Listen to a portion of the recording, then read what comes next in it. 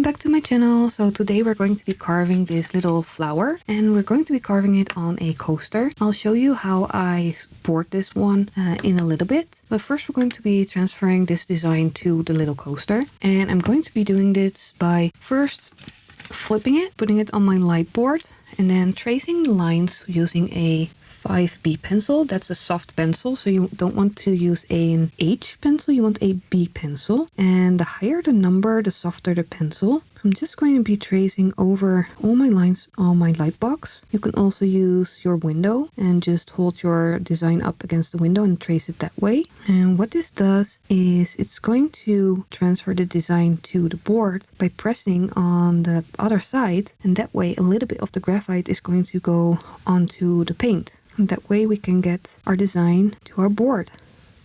So I traced all the lines on the back and I'm going to put it on top of the board and just secure it with some painter's tape. I'm gonna make sure my design is in the right spot. Let's just put an extra one on just in case. So now it's time to transfer the design to the paint, and I'm going to do that by just running a ballpoint over the lines on top of it. The reason I'm using a ballpoint pen is because it doesn't damage the paper because it rolls over, and that way you can also reuse the design. So I did the tracing. Let's just see if it worked. I'm just going to peel off the tape, leave one on, so if it's not quite ready you can just place it back on, but it's on here. I'm just gonna darken up the lines and then it will be ready for carving. It's time to do the outlines, and I'm going to be using a number 2 blade by Speedball. It's a big V shape. It's way bigger than a number 1 blade, but I want to try and use this for some line work. So I'm just going to be carving the lines. Let's just start with the stem. I think I need to sharpen my blade. So when I sharpen my blade, I use a piece of leather and I use some jeweler's rouge, and I cut out the shape of the blade in the leather. Please excuse the construction noises from downstairs. Been going on for a while. We'll just have to work with it. So put the rouge on the leather and then I pull my blade, and in the end I go up.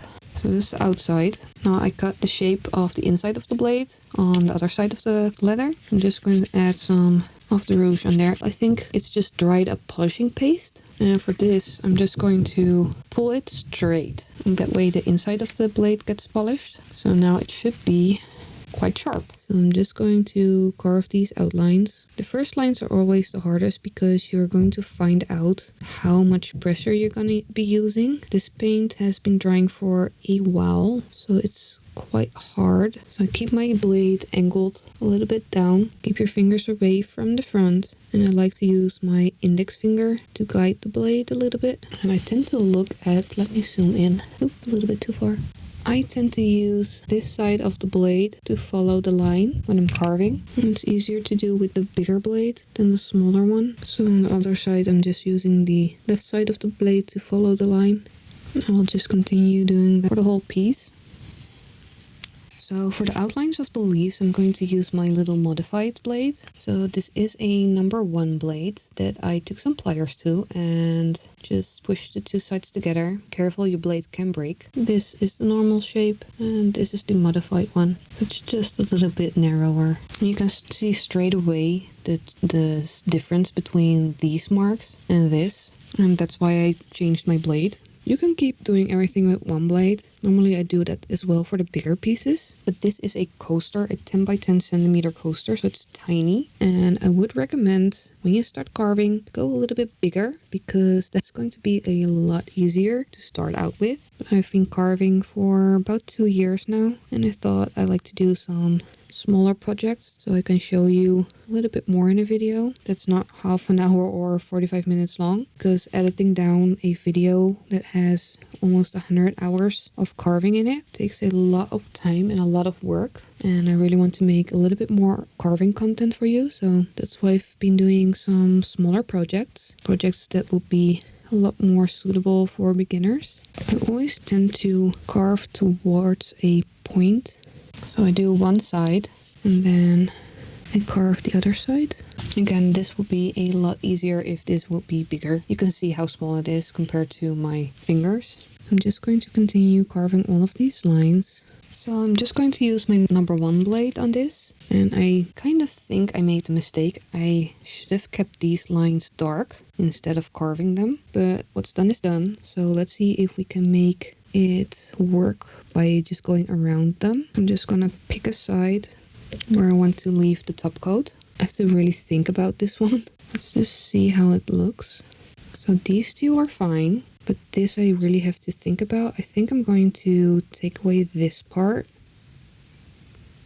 I think that will work. So let's just keep carving. Try and keep an even pressure. And I just keep using my index finger as a guide. Just don't put your fingers in front of the blade, because that blade is really, really sharp.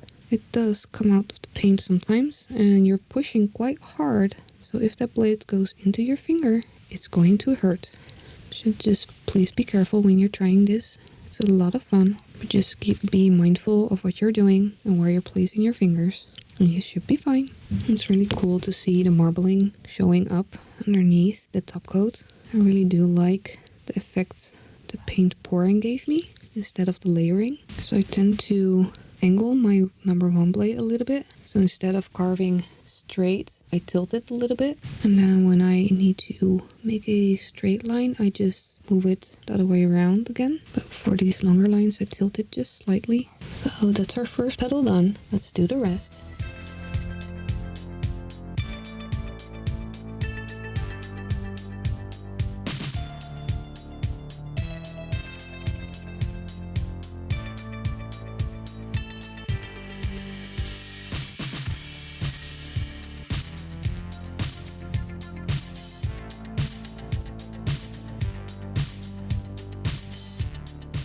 So for the center, I'm just going to carve out random parts and leave random parts in. I just don't have a plan for it, so I'm just going to go for it.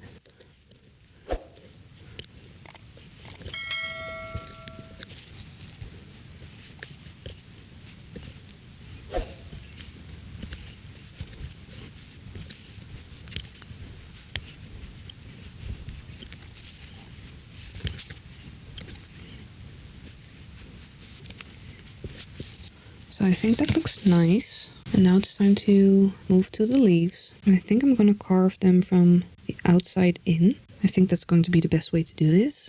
So again, just using the number 1 blade, and I'm just going to go from the outside in. I'll figure out what I want to do with the insides. I guess I should have not carved those lines. I should have just let them stay put.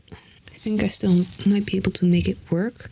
I'm not sure if I'm gonna like it. I'm gonna keep some areas up right now. Just want to see how it's gonna look. If I don't like it, I can always take it away. This just sometimes happens when I start carving and I'm a little bit too enthusiastic about it. I make mistakes. So it's better to plan ahead what you want to keep and what you want to carve out, so you don't end up like this. So think twice, carve once. So I'm just gonna finish off the leaves and have a think about if I want to add some color. So I'm not liking how this is looking, so I'm just going to carve off the top coat, going to the black. I'm just using a big rounded blade to do so. I think I'm liking that a lot more. I think I'm gonna do that with the seeds as well. To be very careful not to go too deep, because there is one black layer on top. I think that looks so much better. I think I'm done carving. I'm just gonna add a little bit of color to this. So I'm gonna pick a nice green for a wash over this area, and I might just keep the flower this color and add a yellow in the center, but I'm gonna have a think about it and I'll be back when I decide it. So I've decided I want to use the permanent green light by Amsterdam for the leaves and stem. I'm just going to dab a tiny amount on the lid. I'm just going to add some water. Already got way too much paint on here. Let's start with the stem. So that's way too much paint. I'm just gonna add a little bit of water and dab to take some of the color away. I just want a really light wash of color over it. That's why I'm using a transparent green, or semi-transparent green in this case, so you can still see the marbling underneath. So just a little bit of paint goes a really long way. So if you feel that it's just a little bit too much, just add water before it dries and dab with a paper towel, and you can take some off. Did you see? That's the amount of paint I put on on the lid, and I didn't even make a dent in it. So I could have just taken a little bit with my brush from the bottle and not wasted any more paint than I needed. I really do like the green with the old rose color. So I think I want to keep the flower as is, but just color the center. Let's use some yellowish green for the center. See how that looks. And this time I'm just going to take a tiny bit out of the cap. That much.